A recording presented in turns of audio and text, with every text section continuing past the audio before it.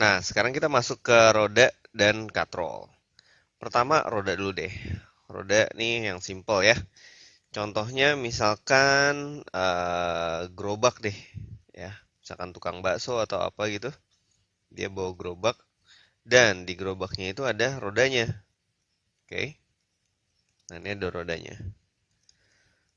Oke, kita gambar misalkan gini ya, bakso gitulah ya. Oke. Nah, sekarang coba bayangin kalau gerobak ini nggak ada rodanya. Kira-kira gimana sih tukang bakso bisa membawa gerobak? Nah, coba aja bayangin kayak gitu. Ini akan susah banget kan didorong. Kenapa? Ya, karena di sini ada gesekan nih, misalkan lantai ya. Kalau kita mau dorong, ini bakso bisa ditarik, bisa didorong. Ya, misalkan kita dorong deh ya. Kalau mau kita dorong ke sana, ini butuh gaya yang besar. Kenapa? Karena dia harus ngelawan gaya gesek yang ada di sini. Ya, dia bergesekan sama lantai. Tapi dengan roda, oh dorongnya jadi lebih enteng gitu. Oke. Jadi roda ini adalah salah satu pesawat sederhana. Kenapa? Karena dia mengubah ya, dia bisa mengubah apa? Besar gaya. Oke.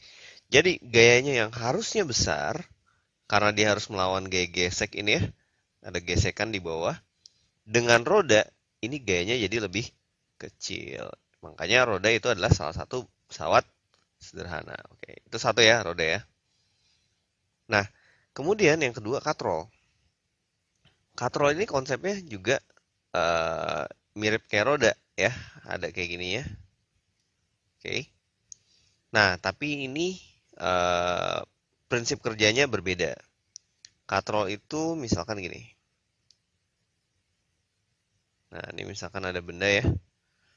Ini kita tarik. Ini bendanya 5 kilogram. Oke. 5 kilogram mau diangkat ke atas. Mau diangkat ke atas. Kalau bendanya 5 kilogram berarti butuh gaya yang besarnya berapa?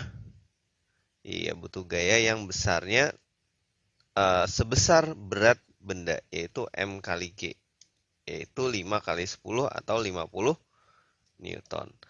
Nah, berarti dia juga membutuhkan eh, gaya tarik sebesar F, di mana F itu adalah 50 Newton juga.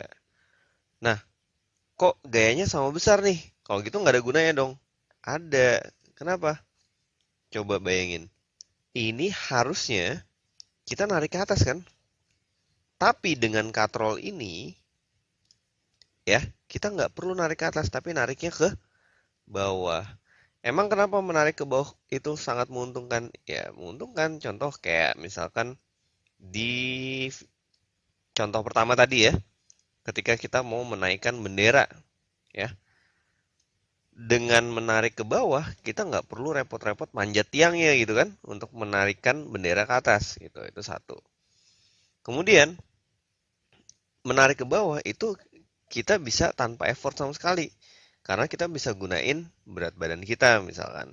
Sementara untuk narik ke atas itu wah bayangin aja 5 kilogram itu berat banget gitu. Narik ke atas berat.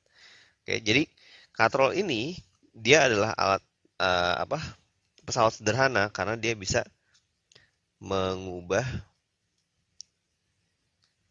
arah gaya gitu. Oke, jadi untuk konteks ini dia bisa mengubah arah gaya. Nah, katrol itu juga sebenarnya bisa mengubah besar gaya. Kalau kita susun kayak gini nih.